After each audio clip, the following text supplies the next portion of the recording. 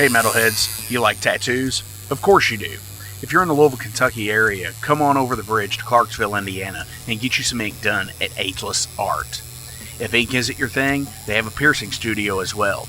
Visit agelessartclarksville.com to see some frequently asked questions, meet the staff. The shop is open Monday through Thursday, 12 to 8 p.m., Saturdays, 12 to 10 p.m., and Sundays, 12 to 6 p.m., all appointment-only spots. You can set up your appointments by phone at 812-283-1793 or email agelessarttatoosandpiercing@gmail.com and someone will get you set up for your first or your next tattoo or piercing.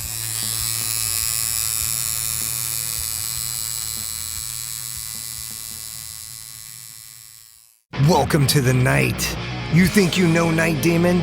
Then the Night Demon Heavy Metal Podcast is for you. Step into the darkness as we peel back the curtain to give you an unprecedented, all-access look into the mind and the heart of the demon.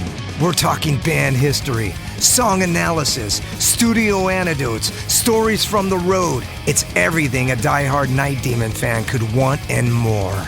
This is the only place to learn the inside scoop, the deep dive trivia, the untold tales from the band members themselves and those closest to the Night Demon story. Need more? The sacred Night Demon Crypt will be pried open to reveal demo recordings that have never before seen the light of day, all with in-depth commentary by the band and the people who were there for the writing and recording process. This is a gold mine, a treasure trove of all things Night Demon. Head over to nightdemon.net or wherever you listen to podcasts.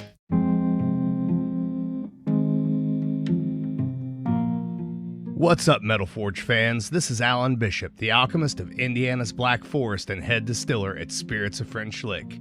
Do you find yourself drawn to the unexplained, fascinated by the Fortean, or enchanted by the paranormal? If the things that go bump in the night resonate in your mind, then tune into my brand new podcast, If You Have Ghosts, You Have Everything.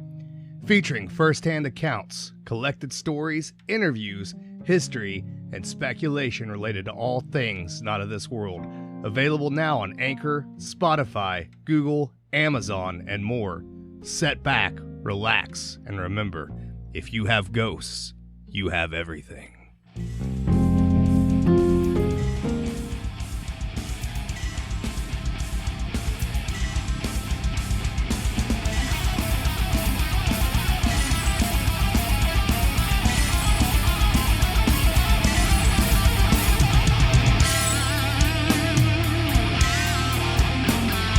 Thank you for tuning into the Metal Forge. I am Mark Jackson and I'm your host. The premise of the show is pretty simple. Awesome interviews and awesome music. If you want to contact me, hit me up at metalforgeradio@gmail.com or visit the website metalforgeradio.com. And now let's get this show on the road. What's going on, metalheads? Thank you all for tuning into this week's episode of the Metal Forge. How are you all doing? As I sit here, and now it is in November, wow. Tonight, Athena and I are going to see Merciful Fate in Cincinnati. Hell yeah. As, by the way, this is released, which is on a Friday. So if you listen to this on, like, Saturday, it was yesterday. Or Monday, it was, the previous Friday. So yeah, Cincinnati, Merciful Fate is there. And then, holy crap, man, like, it's like the first tour in like 20 years in the States and stuff like that. I'm excited. I'm stoked. It's exciting. I'm leaving work a little bit early. We're going to drive up there. It's about an hour and 40-ish minutes from Louisville. Hell yeah. So hopefully next week on Metal Mischief, we might just do a show review instead of an album review that week. Hell yeah. But today, yes, today I have members from the band Intranced from Los Angeles, California. And let me explain this particular interview because it's a little bit different than everything else because it was a two-part interview. First part was back on September the 17th when they were on tour. I got to speak with them a little bit before their show at the Mag Bar in Louisville, Kentucky. And we were supposed to do the follow-up, the other half of the interview the following day in Indianapolis at Black Circle Brewing, and some things happened. I ended up having to leave the show a little bit earlier, and plus they were on tour. They were super busy. There wasn't really a good area to do it in. The green room was really loud and such, so I got to talk with, in Louisville, I had talked with Ben, Feely, and Luna from the band, and here just a few days ago, I got to talk to Luna and Ben on the phone from California. So you will get to hear a couple of different sides of the interview here, which is totally cool. Also this week, Jason is back from the Heavy Metal Wasteland, and he is here to talk about some real current events in music, which, you know, it's got to deal with the Sword, which, you know, I'm kind of bummed out about because I'm a big Sword fan. There was some really awesome stuff that they put out. You know, Warp Riders to this day is still one of my favorite albums. I love the artwork to it.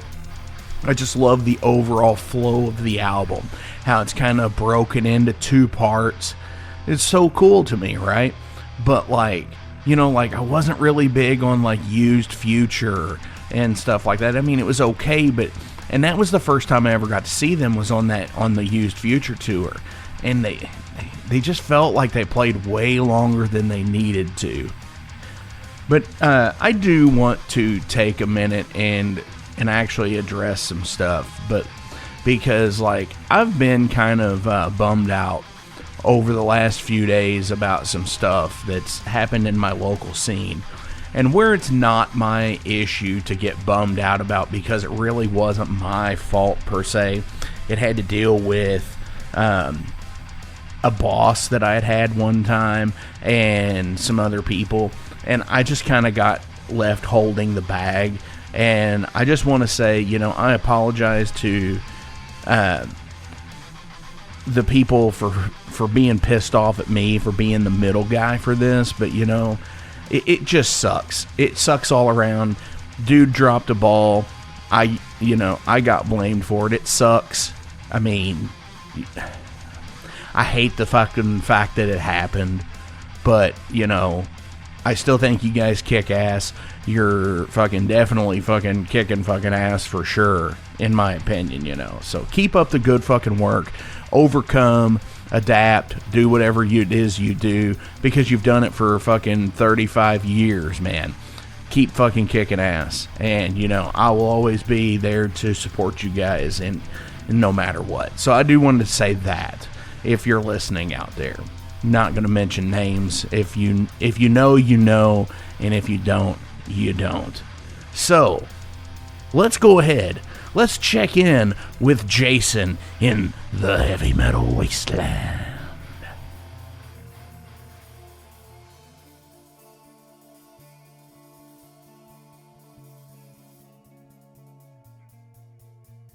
Hey everybody, welcome back to the Wasteland.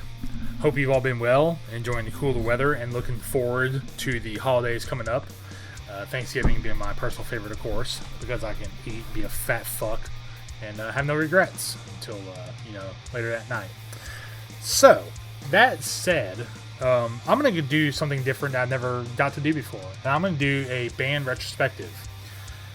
That band is a major influence in my musical career, if you want to call it that.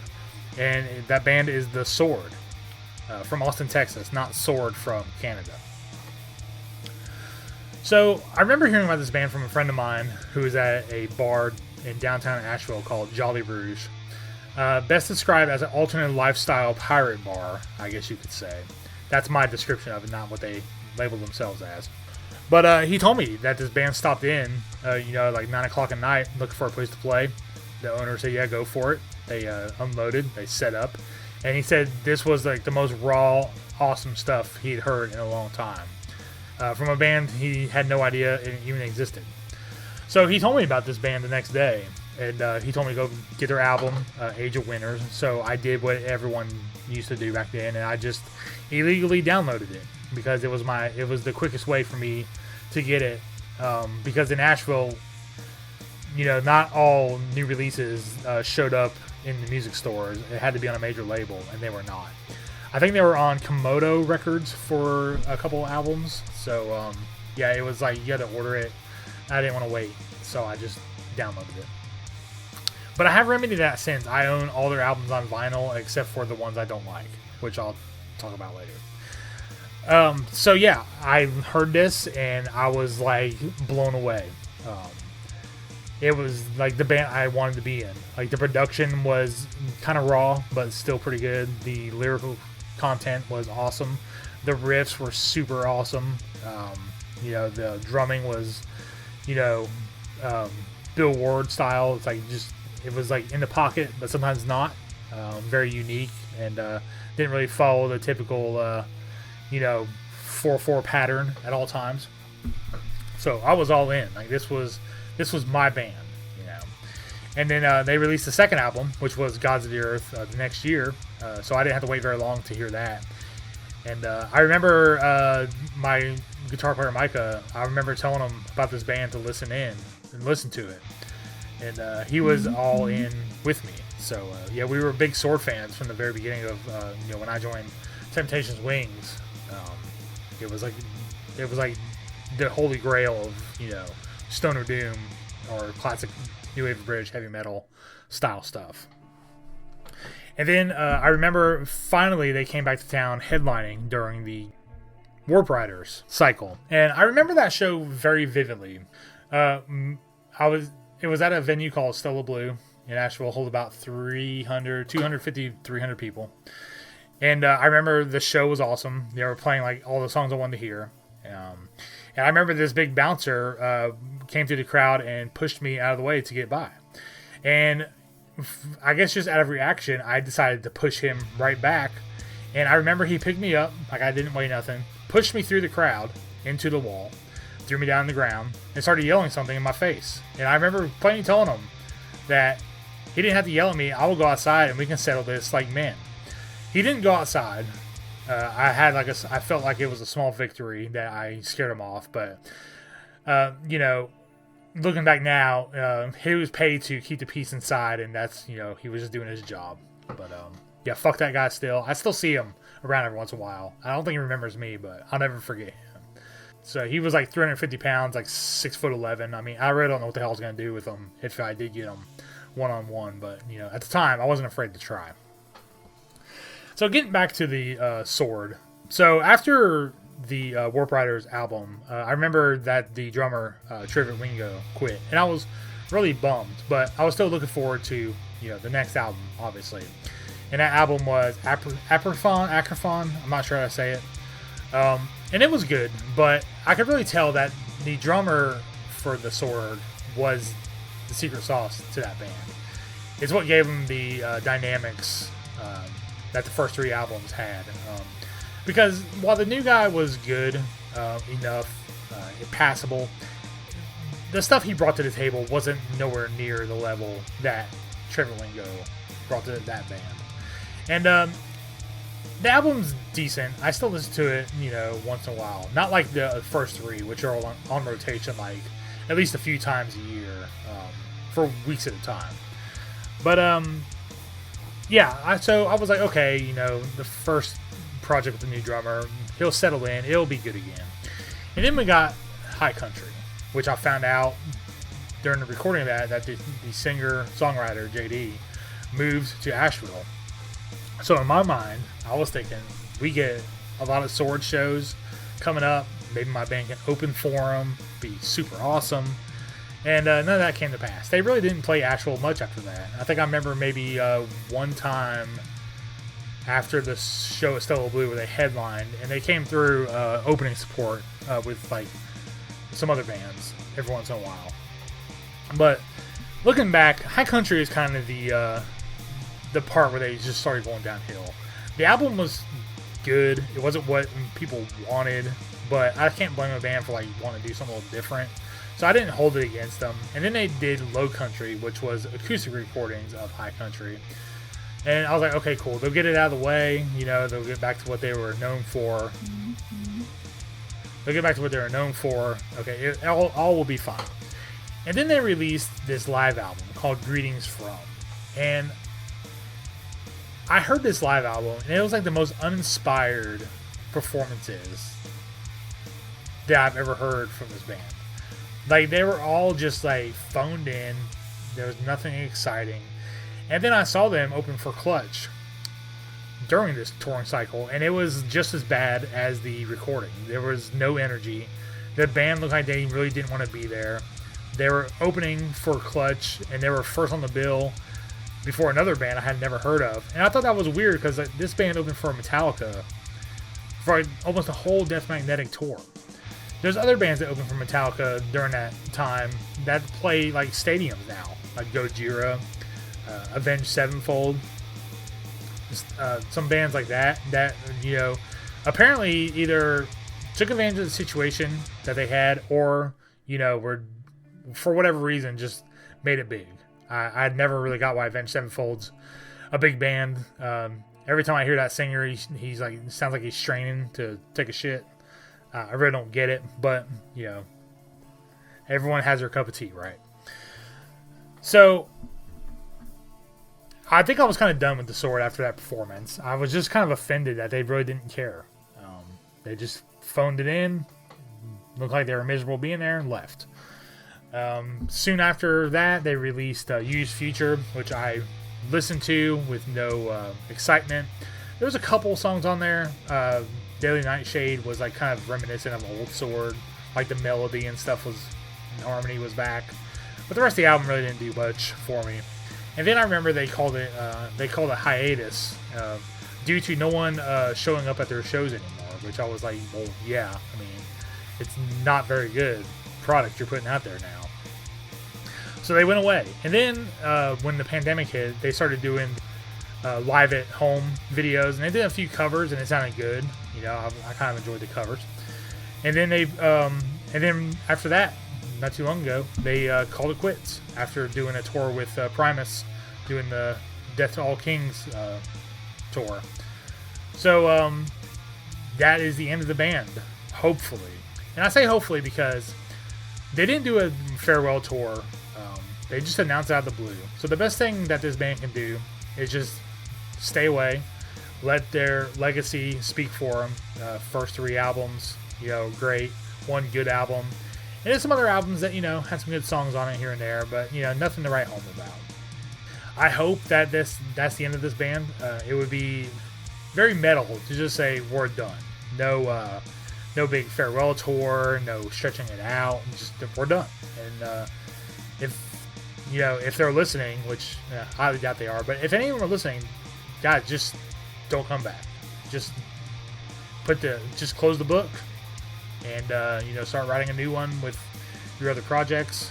And I'll be waiting with open arms for any more projects from Sword members as long as it's good. So that's all I got to say about that. Obviously, my opinions are mine and not Mark's, but as always, I want to thank Mark for giving me some time on his podcast. And if you guys have any comments about anything I said, you know, good or bad, agree, disagree, let us know. Write something on one of the various posts. I'd love to engage in respectful conversation with anyone about anything I talk about. I guess that's it for today, guys. I know it's been a lengthy one. You know, this is a band that's really meant a lot to me, and, you know, with all the good, there's also bad. So I want to make sure I was fair and put all my opinions out there, you know, stretching the gamut. So, as always, guys, stay safe and stay heavy, and we will see you next time.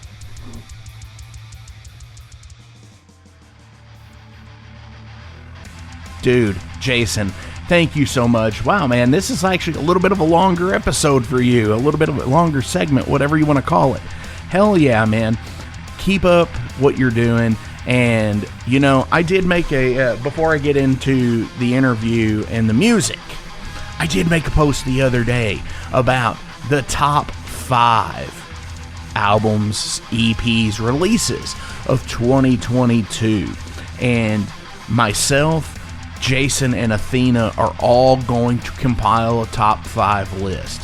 So you're going to get 5 from the Wasteland, 5 from Metal Mischief, and 5 from The Forge. And hey, it's gonna kick fucking ass, and I've got a couple of really good ones on there that, you know, you might have slept on them, but I've got them, and fuck yeah, it's gonna be awesome. So let's go ahead, let's get into some Entranced here. This is one for the ladies, as Luna says live. This is Dream Lover.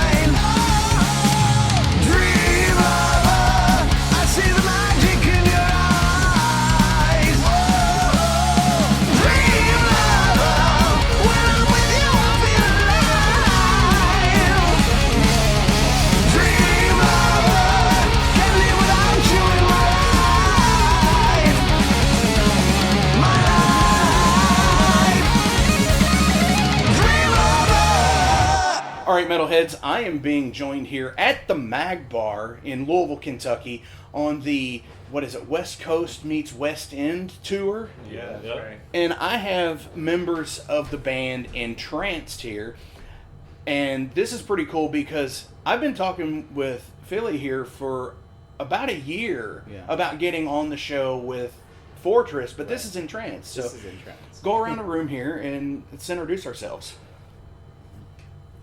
I'm Ben. I play drums in Entranced.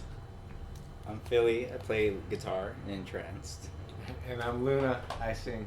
Awesome. Awesome. Well, dudes, how's the tour so far? It's been a blast for me. There was like one show where I like got sick and like wasn't sure if I could make it through, but we pulled it off, I guess, because people were really stoked, and it ended up sounding like Sirathon Goal or something. Nice. Yeah. Hell yeah. That's totally fucking rad, you know. Yeah. It's like, so you got that going on for you. Yeah. I mean, that was like an insane like feat of strength and endurance. Like I played a lot of shows, and I don't know how Luna like made it through that set. Wow. But it was pretty rad to witness like from behind the drum set, and yeah, just in general, like I feel like we worked really hard over a compressed span of time to like make this EP and like kind of have all our ducks in a row for the tour, and so it's felt really good to be out here and play this music for people and kind of connect with them and like meet people all across the country. And hell yeah. And it's got to be one of those things is, you know, here before doing this interview, was talking with Trevor up here about, he's never really played Midwest shows. He's only done like a couple here and there. It's like, what about you guys? I mean, is this first Midwest run for you guys too? For Intranced? For Entranced, I'm sure, but like overall. Overall, for like, me, I haven't been anywhere besides like just some places, but Luna has been Yeah, pretty around. I've come through quite a bit with Holy Grail, my band. Before Okay, yeah. Yeah. Definitely, yeah. I did not realize that you played with Holy Grail. Yeah. Because my band opened up for Holy Grail on the Exodus tour back in like 2010. All right, there we go. That's awesome. So it's like everything comes around. Yeah. Damn, and I just saw them Wednesday. They were here in sick. Exodus was here in town. That's So, awesome. so tell everybody about Entranced. Like, what, what's new? With, how does everything work for you guys? Well, the way we work, we did, like Ben was saying, we did a lot within the span of just a couple months. It kind of took a while to get us all together, but once we did, we just went straight to work, and we've been relentless, going on and on, just writing, making sure we have everything, from the business side and music, and so far it's going good. We're working towards the future with our release show in LA. It's going to be kind of a highlight for us. Right. I just saw a post on Facebook about that, and it's like, holy shit, that's awesome. It's like, but it's like what, next weekend? Yeah. It's the 24th. Wow. Yeah, it's coming quick, and that's the day our EP comes out. Hell yeah. That's awesome.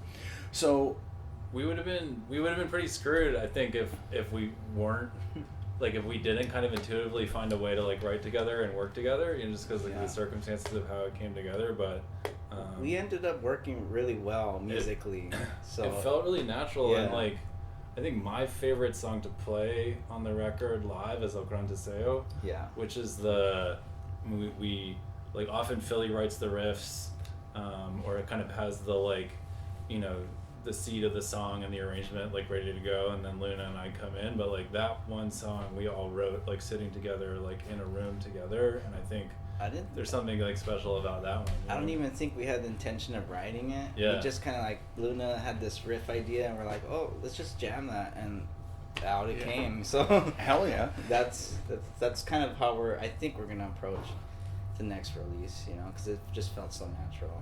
Absolutely.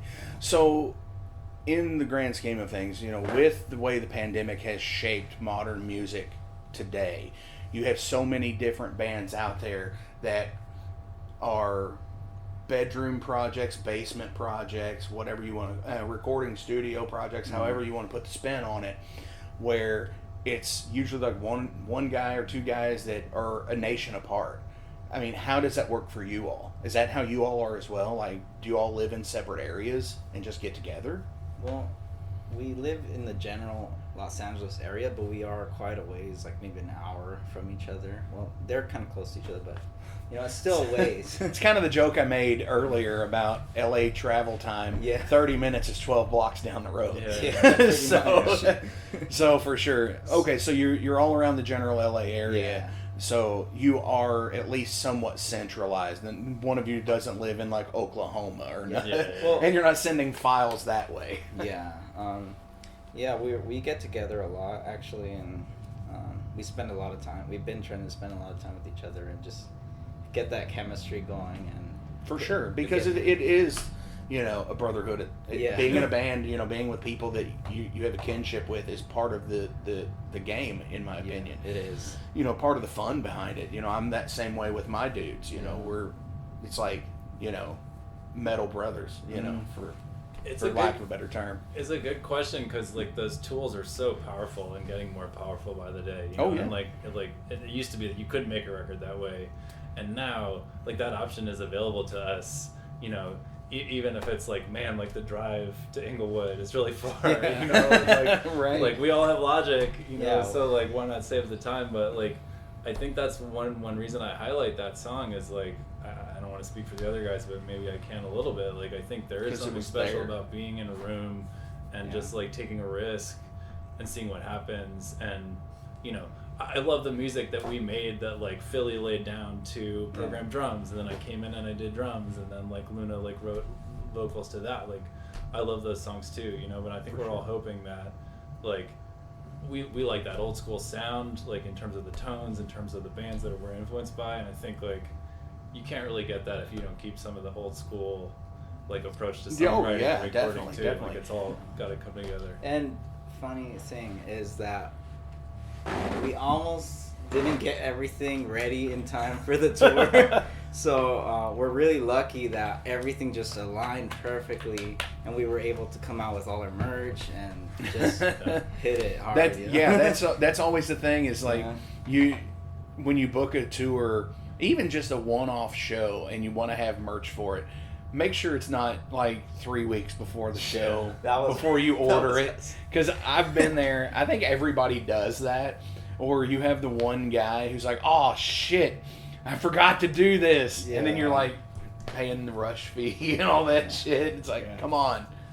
Yeah, we're pretty communicative with each other, and you know, definitely we make sure we're all on the same page. I think it'll be interesting, honestly, like for the next phase of this project, like how we work without this like looming deadline. You know, like we've had the experience of like what Intranced is with like this fucking shit has to happen. Like, how do we make it happen? We and might now it's gonna be. We might want to have that kind of tension. Yeah, we might come up with something. Well, see, my biggest thing is like in my like musical endeavor of life is like I always try to set the goal. Yeah. It's like, all right, April 5th is when our CD's going to come out. Yeah. And that's a shoot, as they say. That's when I'm putting out the fucking next CD that I'm doing. And we don't have Stitch 1 written yet. So it's like, it's going to fucking be there, because that's the goal. That's the date it's happening. And so yeah, maybe having that goal in mind is like, okay, well, you know, we've got this deadline we've got to meet. Sometimes that, you know, lights a fire under people and you know, really kicks people in the ass to do something. It definitely does, and I think we're getting better with meeting those deadlines, because we're in the beginning we're like, all right, we're gonna get this done, let's do it, and then the day comes, we're like, oh shit.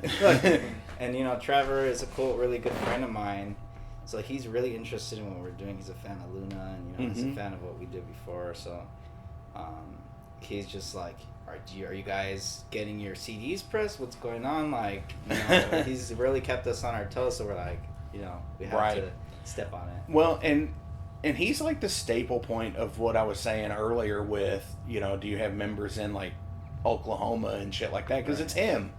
And, you know, there's so many people that I've got to talk to, like Chris Black from High Spirits. It's the same way. It's him. He's doing all of the shit. Yeah. And these guys are here to play. And that's cool and all, but again, the brotherhood, like we were talking about, and that brings up a point to a song that was written the same way. It's like at the end of a recording session, that they needed time.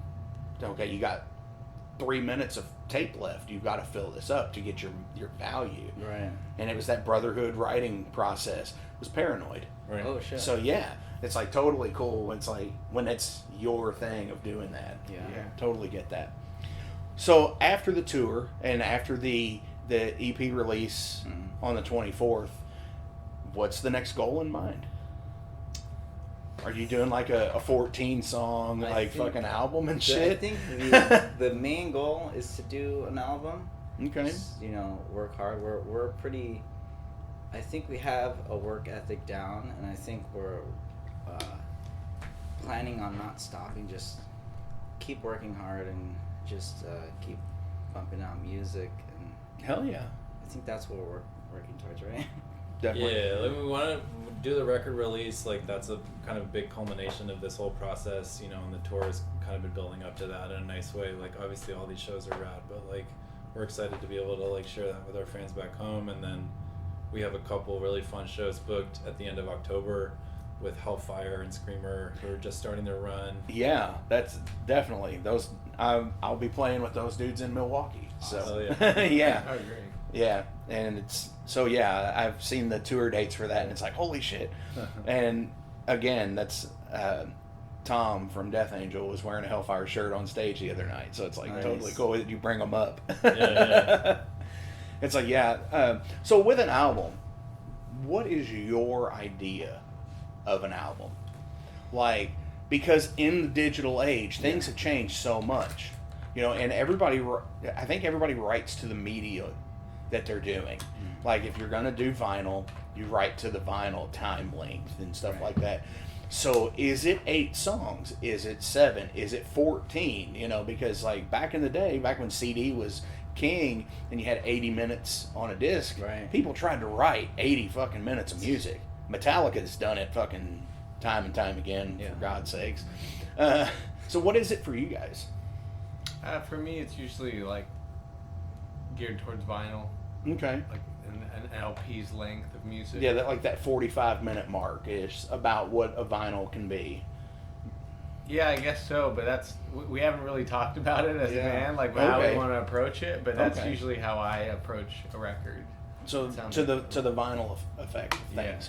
And, Okay. I mean, that sounds good to me. I mean, I'm always open to hear what these guys suggest as well. I'm very open to like, okay, if you guys want to do 12 songs, let's do it. Okay. If you want to do 8 songs, 8 great songs, let's do that. You know, I'm pretty much here to help. Yeah, You know, whatever the flow is. Yeah, whatever the flow, the vibe, you know, whatever happens, you know. But I like to think of it that way too. You know? Okay.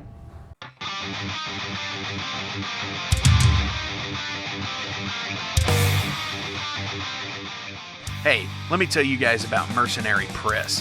They're an independent London label and distributor of all things metal. Mercenary Press delivers the goods from their own independent zine. Trust me, you're going to want to get in on that.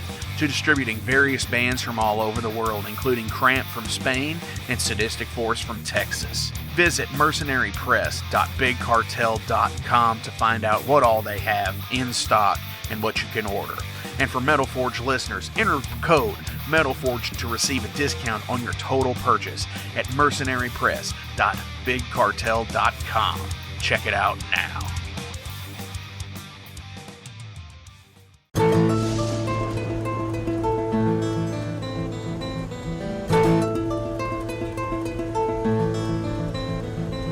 Since 2013, there has been a calling from the underground, from the graves of all those unholy, and they decided to make a zine to talk about all of this. Soulgrinder Zine, an independent metal zine to keep you informed on all things metal and horror from the underground. Available in both print and digital formats, they're bringing you the best interviews and reviews out there today. Not only do they do the zine, but they also do compilation CDs. Check them out at facebook.com/soulgrinder.zine and start your subscription now.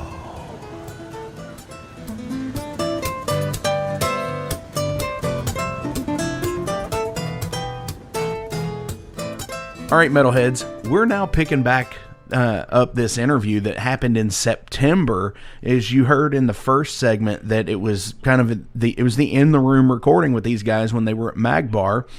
Now I've got Ben and Luna on the line with me, and we're gonna keep talking here. So, dudes, what's going on?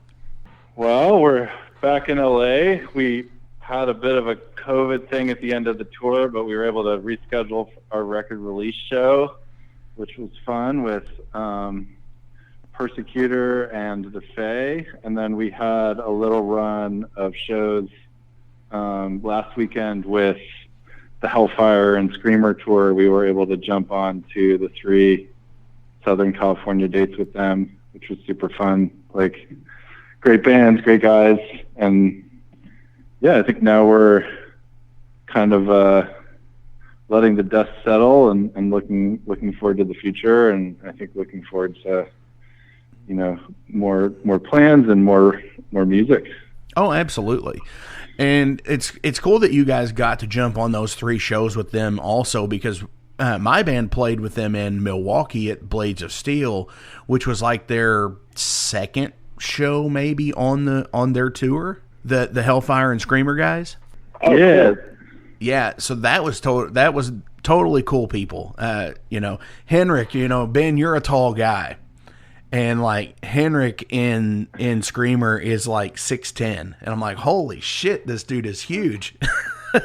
We are without a doubt the two tallest heavy metal drummers in the world. No shit. and he is bona fide taller than me, which doesn't happen often, as you can imagine. But yeah, like such a sweet guy, and a great drummer, and just like love being in his presence. You know, he's got like an awesome energy, and yeah, it was cool to see him. Definitely. Yeah, super rad guys all around. But you had mentioned that the end of the tour kind of got hit with some COVID sickness here, and you all had to reschedule the EP release. Yeah, it was bad luck, you know, and very frustrating, and just I think like kind of the reality of you know, touring in 2022, that like COVID is still around. And yeah, I tested positive in Albuquerque, and you know, we decided we had to just like head home, and luckily like we were able to you know, well, the shows we had to cancel were very understanding, and like we appreciated like their forbearance with us. And then yeah, the hometown show in LA, luckily we were able to kind of move some stuff around, and Luna and like everybody who was involved in like planning that like did a lot of work to kind of like get the pieces reshuffled. And yeah, we had a lot of fun. Like it ended up being a great show, like once the quarantine was passed. Definitely. So that's just been here a few weeks ago that got rescheduled too, right? So now that the EP is officially out, and I know you had some copies on tour with you, but it was kind of like the big bash at the end of the tour to officially release. So now that this is out, what are you all planning next? Well, I mean, I think right now it's just we've been kind of writing as we go, and we have ideas that we've kind of been sitting on from early on. And so I think it's just continue writing to try and get a full length out, and ideally try and do some touring in Europe or South America, because I think that's kind of like the markets we also really want to tap into with this kind of music. It seems very like, I don't know, they're really into the old school metal, and like specifically our kind of sound, I think. So that's kind of what we're trying to tackle next, is to get a proper full length. There's a couple label options we're also into discussing with, but we just want to focus on the music before we kind of go down that road, you know? Yeah, definitely, because that means that once you're down that road, then you're technically working for somebody. Yeah. And I think that's one of the things that we all, as musicians, you know, we kind of want to be our own boss at that. We don't necessarily want to work for somebody. So yeah, that's definitely something to really consider before you just sign on that line.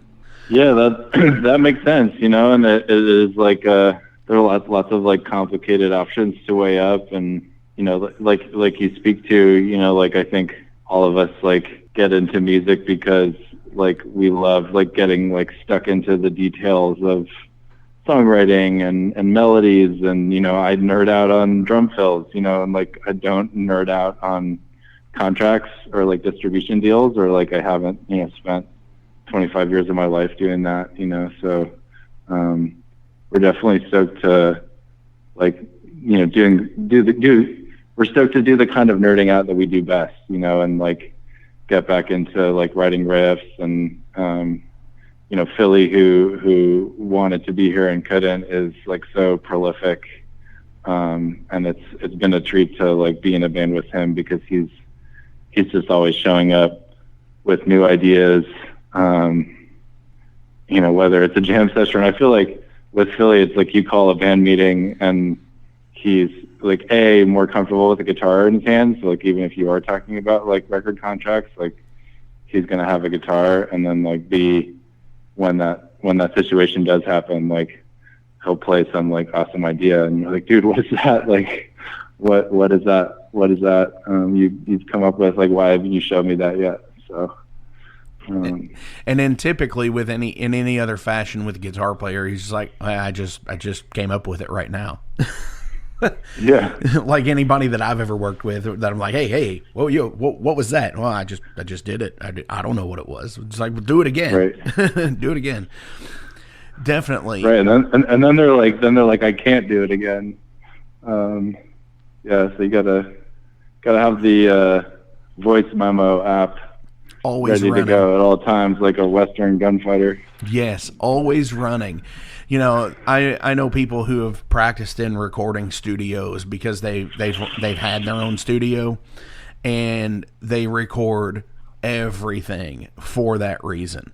It's like, we'll go back to like 45 minutes in on practice. You know, Shane played this crazy riff. What was it? You know, and it's like, man, if I had the capability to do that, it would be all on. You know, I just record every single thing just to see what was going on, where we were at a certain time. Even like in a history standpoint, like going back and listening to practices from like 10 years ago and shit. Yeah. I feel like you're pretty disciplined about that. Like you have like a backlog of like little ideas that are kind of organized, and like, you know, when we've been working on music, you've got like your process for keeping track of that stuff. Personally, go ahead, Luna. Not ideal as I would like. Yeah, I mean, I'm constantly like making voice memos, and those will eventually sometimes flesh out into like Logic or Ableton as like a skeleton of an idea, and then sometimes I'll even flesh it out and put like parts. But like there's like different phases that ideas come and go through, but sometimes I'll just fire up the DAW and just like sit down and be like, all right, I'm just going to fuck around with riffs and song ideas for like an hour or two. And sometimes so ideas come different ways, but I do have like a big catalog of just like voice memos for days, like thousands of voice memos that sometimes get organized and sometimes don't. But I try and label everything so I kind of remember it. But yeah. Definitely. So you actually pick up the guitar and write stuff as well, Luna? Yeah, and songs will get written kind of differently if it's a guitar versus a bass. But yeah, I do play guitar and bass.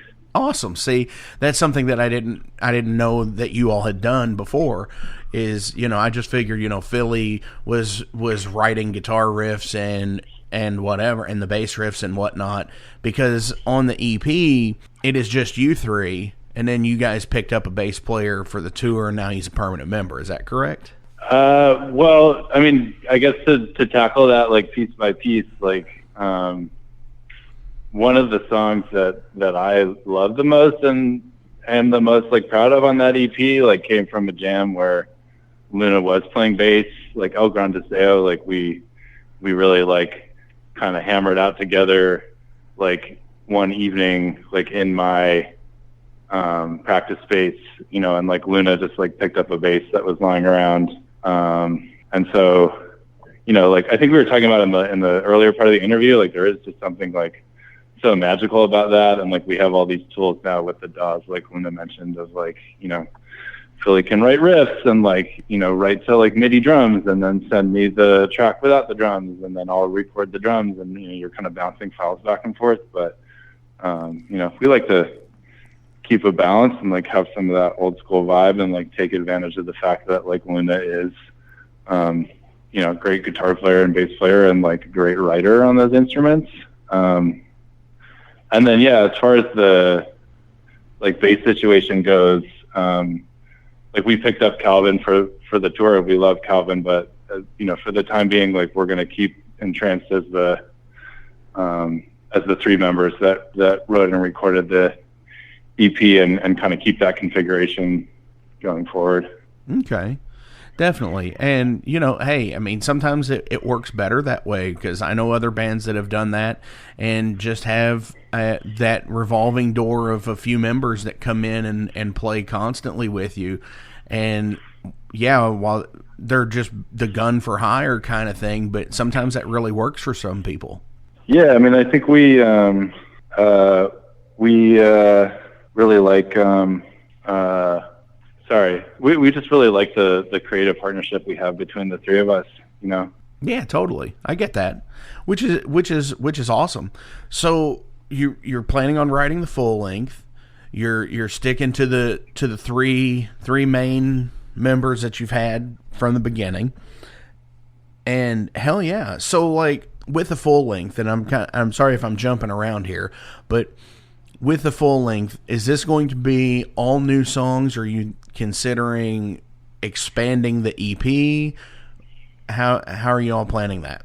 Well, I don't think we haven't fully like discussed it, to be honest, but from my impression, we weren't going to use any of the EP songs.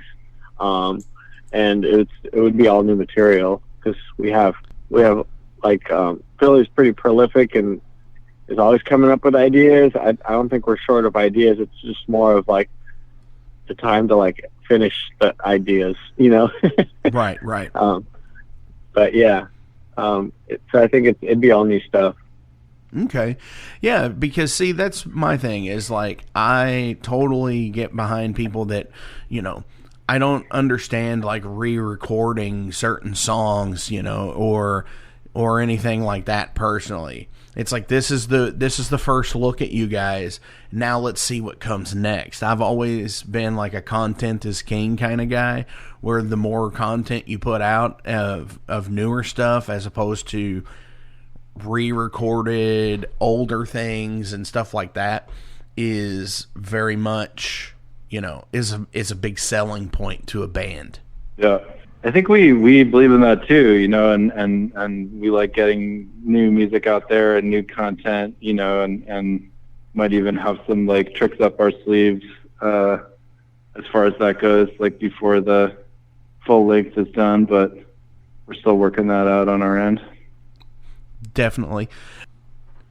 So awesome stuff to look forward to. Hopefully next year in 2023, this is gonna happen. Yeah, that's definitely the plan. You know, and we, it's just like, you know, kind of circling the wagons now, and as 2022 ends, and kind of looking forward to the year ahead.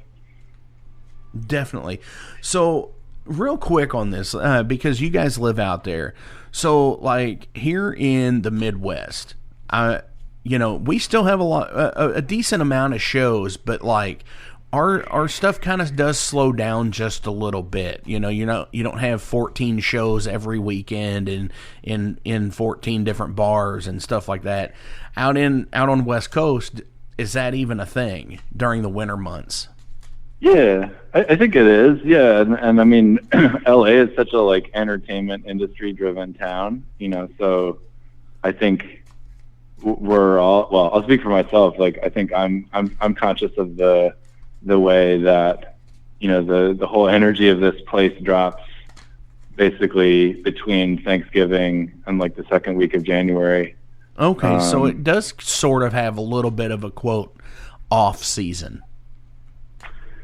Yeah, I think so. I mean, like Luna like works more directly with that industry, so he'd probably be best placed to say, you know, but it does have an off season, and you know, I think we were definitely thinking of like kind of hunkering down, and again that would fit well with like kind of our writing trajectory. Yeah, I mean, I could speak to that too. I didn't really think about it till you mentioned it, but I think on the whole, like bands are trying to tour more in summer and like before like the heavy snow comes in, you know, or any cold comes in.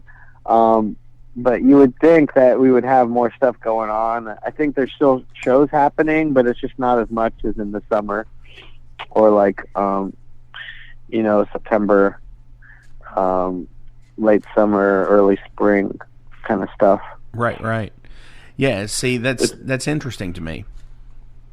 It's kind of like playing Oregon Trail in the higher difficulty settings, you know, where if like you set out in your covered wagon like later in the year, you know, you might end up like having to hunt more buffalo to supplement your food supply, or if like, you know, your wagon wheels break, then you all die of dysentery. Oh, Yeah. that's yes. Good old Oregon Trail. You can't. I remember when that was new. State of the art graphics. Yes, for the time being, yeah. The Apple II, man. Come on, Yeah. it is so awesome. But the fun part of the show is I always ask some general profile questions about you as people. And of course, we didn't get to do this last time, so we get to today. So I'm going to go ahead and break over to some of those. And, you know, this is just life-related questions. You can apply it to any aspect of life. Okay. We'll have to try to answer for Philly, which could be like A, a disaster, B, really entertaining, or C, both. Right. What is the most annoying bill you have to pay? Oh, man, that's a great question. I already know Feely's answer to this. Feely's answer is the bill to Guitar Center. No. I think mine, like I'm gonna throw this guy under the bus. I won't name him, but mine is the internet bill on my lockout, because I got internet in there, and then the guy in the room next to me like got a separate like line put in, and I like got in touch with them, and I was like, hey man, like we should totally just split this internet bill, because like we have adjoining rooms, like the same router would cover both. And he was like, no, absolutely not. So we're both paying full price internet for 2 rooms that literally share a wall. Oh my gosh. That's crazy. It's like who wouldn't want to save money? I'm still a bit flummoxed, but that's my answer. Right. What about you, Luna? What's the most annoying bill you have to pay? It's probably my gas bill, because it's so small. Like, I don't know. Like my water heater's all electric, so it's like $7 or $8 a month. Sometimes I'm like, do I even need to really pay this? Like, I guess I don't really use gas, so it's just, you know, I think I just generate enough flame on my own, just like my own flames, that I don't need gas. You know, right? So yeah, that's something about, you know, the gas bill. It's like, you know, do you all turn on the heat when it gets like 40 degrees or something out there at night? Yeah, I mean, you're not going to believe it, but like it does get pretty cold in LA, like at night and in the winter, like the desert weather. Like you do end up needing heat. But yeah, I'm with Luna. The SoCal gas is like just kind of like a mosquito buzzing in your ear. Oh, see that's awful. It's like, I think my answer for Philly is that his most annoying bill is like he ordered a bunch of custom picks when we went on tour, and he lost like the whole bag of them. Like early on, like we were pretty lucky. Like we didn't have any like big setbacks other than COVID, or like we didn't get any shit stolen or like lose, you know, like a box of merch, but like he did lose his picks. And so I think his most annoying bill is going to be he's about to replace those picks and like buy new ones. Right. So that'll be annoying, because he's already paid for picks that he never got to use. Oh yeah, that shit sucks. I've had something similar happen where, you know, you buy something and you're like, all right, this is going to kick ass. And then something happens and you lose it, or you fucking, yeah. Yeah, that's definitely an annoying thing to lose something after you've bought it. So what would you do with an extra hour in the day? I would probably meditate. Yeah, that was going to be my answer too, actually. Okay. Yeah, I mean, that totally makes sense, though. I mean, you know, that's the mental health awareness there, that, you know, the centering that I think everybody needs to do. They need to have that moment of time to just recenter themselves.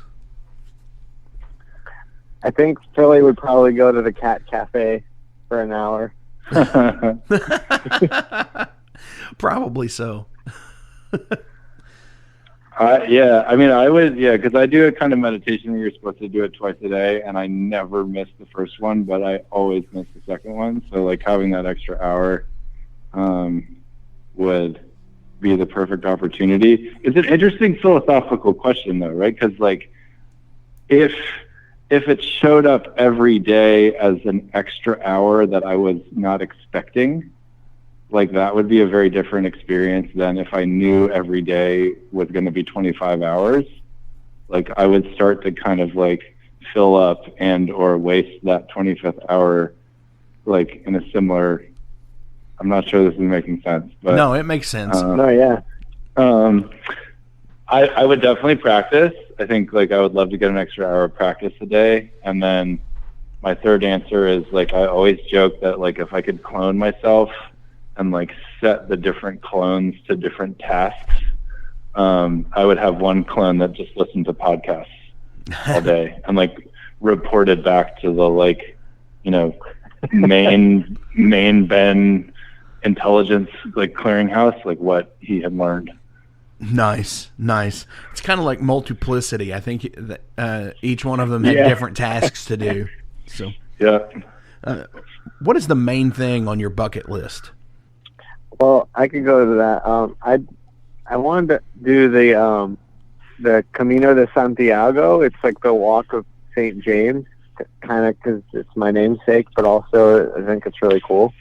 And it's like this old pilgrimage walk/hike through a good portion of Europe that I've always wanted to do. I might do it next year. We'll see. Right on. I'm turning 40 next year, so I thought it would be cool to do that as a 40th. Hell yeah. I wish I had an answer that cool. I mean, there are, like, a lot of places that I would love to travel that I've never been, but I don't know if I have, like, one that, like, stands out head and shoulders above all of them. And, you know, there are, like, a lot of, like, countries I would love to play music in, you know, but I don't know if there's, like, one that's, like, the one. Yeah, and I feel like I've also been lucky to, like cross some things off. Like, my wife took me to the Yukon last year for my birthday to see the Northern Lights, which was pretty incredible. Nice. Yeah. Here's what I'll say. This is like a left field answer. I would love to be on, like, a square rigged ship, like, while it's actually sailing. Okay. That's cool. Yeah. And I would like to meet. I had opportunities, but passed them up to meet Rob Halford, and I'd like to meet Ian Gillan too, while they're still, like, living, ideally. Right. Yeah. That's my favorite way to meet people. Yeah, living. Yeah. Right. What is the best present you ever received? My wife made me, like, we were on the road for 28 days, and she got like a pill organizer with 28 little, like, cubby holes that you opened, you know, that were supposed to be for, like, you know, an old person, like, taking their pills, like, day by day, but she put, like, tiny little presents in for each of the days that I was on the road. That was an incredible present. And that's the first thing that comes to mind. Right on. We're forgetting. Go ahead. Yeah. We're forgetting Philly, huh? Yeah. Well, I think it would probably be, like, the first electric guitar my parents gave me when I was, like, 11 or 12. It was like a PV Raptor. It was like a Strat copy, but it just was like, it's like, all right, I'm really doing this. Like, and they got me lessons as well. I think that just kind of set a trajectory for me to do, like, rock and roll and metal and stuff. That that one really sticks out to me as, like, a pretty formidable gift. Definitely. Yeah, I remember getting my first guitar as well, and that was something that, you know, I still hold, like, that memory that I'm like, yeah, that was really fucking cool. So I've got one more question, but before we do it, do you all have any shout outs you want to give to anybody today? I think for me, the shout outs, just like people that have been real supportive, like Trevor and Haunt and Jarvis and the Night Demon guys and the Hellfire dudes and the Screamer dudes. Just those guys have just been so supportive and really helpful. And then like our local buddies like Persecutor and Saber, and the Early Moods dudes, like everyone's been like really cool and like trying to help us get going, you know. That's for me. Yeah, I mean, I think Luna really covered it. You know, I like strongly second all of that. You know, and just like to all the people who came out to see our shows and like bought our merch and who have been buying our music online, like since it's been available. You know, and especially the people who like took a chance on a band that, you know, maybe that they weren't super familiar with or, you know, didn't know what they were getting into. You know, we've just been like really grateful for the response and like the people who are spinning the record and enjoying the music. Hell yeah, absolutely. Yeah. I think also like, and speaking to the elephant in the room, like Ex Mortis have been longtime homies, and that's Philly's actually heading out to a Halloween gig with them right now because he's playing guitar with Ex Mortis tomorrow night in Salt Lake for a Halloween show at Aces High Saloon. So shout out to Ex Mortis as well. Hell yeah. So final question of the day is, which actor would you want to play you in a movie about your life? Val Kilmer. Oh shit! Just like no hesitation. Like, no, right none at the at tip all. of the tongue. Dude, I have no idea. I don't have any good celebrity lookalikes. I know who I would want to play my parents. That's not as interesting. Yeah, I don't know why you said which actor, and I just thought Val Kilmer, or whatever it is, that's who's going to be picked. So I had no idea you were such a big Val Kilmer fan. I didn't either until now. Okay. Oh man. Like I wanna like think about that and like write back, because like it needs to be like someone super tall, you know, and they're like actors by nature are not. Like there are only like a few of them. Right. Peter Steele. Yeah, he's not an actor. Can you imagine Peter Steele playing me in a movie about my life? Like that's just such a weird idea. That would be funny, you know. I mean, honestly, that could probably go both ways, because you know, you just dye your hair black, and you could probably play him in a movie. Well, yeah, okay, so I mean, Luna, this is not forcing me to talk about, but I love Typo Negative, and I'm like a pretty mediocre bass player and a pretty mediocre singer, but I've been like steadily and slowly working on my dream of fronting a Typo Negative cover band. So we'll see if I can get it together for Halloween 23. It might be Halloween 24, but like one of these Halloweens, like maybe when I get that extra hour in the day. Yes. It's going to happen. I already own my skin tight like army green t-shirt. So I was about to ask, do you have the green shirt? And yeah, I got to order the calculator watch and like start juicing and like working out a lot. But and you got to be a car guy, because he was a massive car guy too. So. Oh really? Oh wow! Yep. You got one over, man. I didn't know that. Yeah, he was a huge car guy, like old school, like, you know, like American steel, like the Camaros and Chargers and shit like that, 60s and 70s muscle cars. That checks out. Although, like, I don't know how he, like me, would have been able to fit in any of those cars. Right.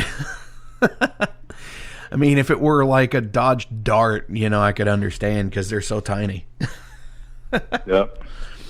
Hell yeah. Dudes, thank you all so much. This has been an awesome, continuation to this interview that happened a month ago. Now people finally get to hear it all. Who would we cast as Philly in the movie really quick? Luna, do you have any Oh, yeah. Oh, shit. It'd probably be like Lee Diamond Phillips or something. Oh, wow. Yeah.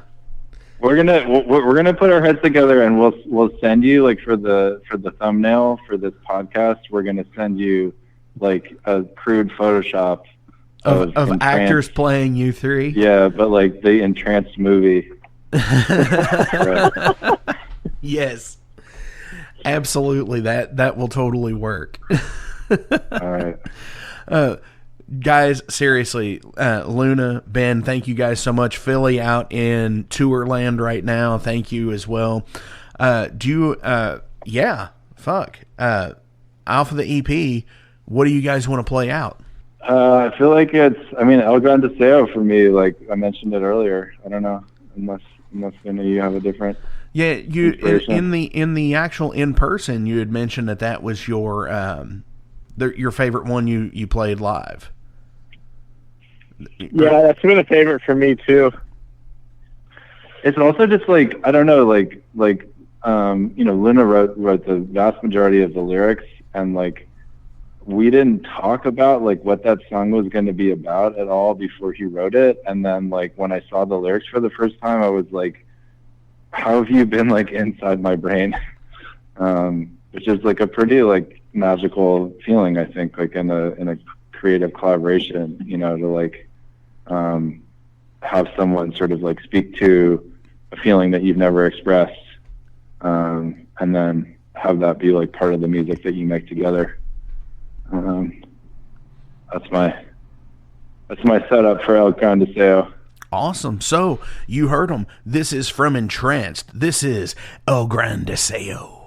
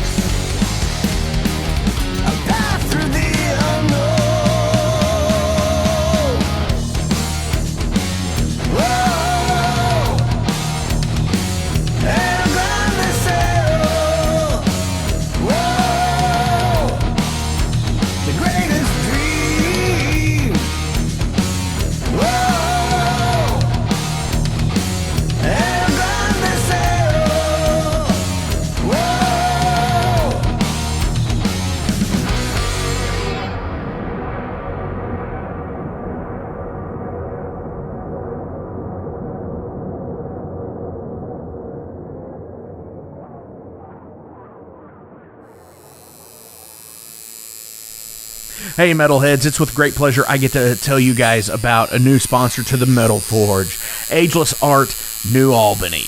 After 20 years of owning and operating Ageless Art in Clarksville, Indiana, Phil Garrett had a vision for a new type of tattoo studio. Something that is clean and modern, sleek, refined, inviting. And he's done just that with Ageless Art in New Albany. You can find it at 2736 Charlestown Road, New Albany, Indiana, 47150. Business hours are Monday through Saturday, 11 a.m. to 7 p.m. Sundays are 12 to 6. All sessions are appointment only, so give them a call and go get you some new ink. Or if it's your first time, go get your first one, baby.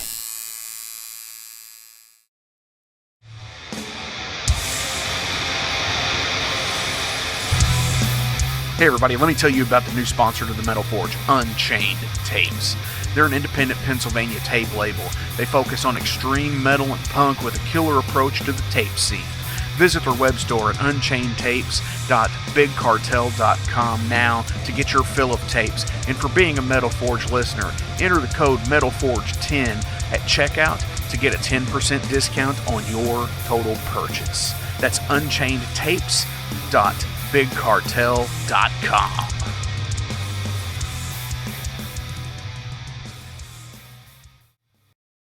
Hey guys, Wrestling Steve of the Wrestling Steve Show here. So if you're currently listening to the Metal Forge with Mark Jackson, then you understand that Mark Jackson has a pretty discerning taste when it comes to music as a whole. You'll also understand that he has a discerning taste for professional wrestling, just like me. My show is called the Wrestling Steve Show. I talk about modern and classic pro wrestling in a completely unbiased, unfiltered way. Be sure to check me out on all available podcasting platforms. That is the Wrestling Steve Show. And I am the host, Wrestling Steve. Just remember, like Confucius said, man who goes through turnstile in Thailand is going to Bangkok. Pro wrestling. It's Gonna Get Weird is the name of the podcast. We're on season 2, so you have a whole season to get weird with Frank Green and Scott Clark. The best part is there's always laughter. Oh, yeah, you just pull that out. We have national touring comedians, NFL stars, rock stars, your local friends. It always gets weird. Weird answers. Have y'all ever snorted coke off of a 78 Pinto? No? You ain't no man. Weird questions. Who had a bigger cocaine habit, Jock Sutherland or Kaywood Ledford? Neither one, because they stopped beating their wives. And weird we never even thought of. Well, no. My friend is on acid, and I sent my friend to go find a payphone so that I can call and turn myself in for murdering this guy and ruin my life. We love all types of people, but we don't love all people. Weird. It's Gonna Get Weird is the name of the podcast, available everywhere. And thank you to Big X Sports Radio for being a proud sponsor of It's Gonna Get Weird. Frank Green, Scott Clark. Yeah. Hey, thank you all for tuning into this week's episode of the Metal Forge. I want to take a minute to remind you guys about the Patreon page. Over on the Patreon page, we have the tiers set up to support the production of the show. We feature the Down and Dirty, which is just $1. There's nothing special for that one, it just sends me a thank you because every dollar helps. Then there's the Double Down and Dirty. Much akin to the Down and Dirty tier, everything helps produce the show in the end. You make your presence known, and I appreciate that more than you realize. Thank you for being a dedicated friend and supporter to the Metal Forge. By selecting that tier, you will receive some cool Metal Forge stickers in your mailbox. Now, we're really going to start pounding the metal madness with the Apprentice Metalhead for just $5 a month. By becoming an Apprentice Metalhead, you'll be given early access to the shows, published 24 hours before everyone else gets it. You're also going to receive 3 entries in any contest that we do here at the Metal Forge.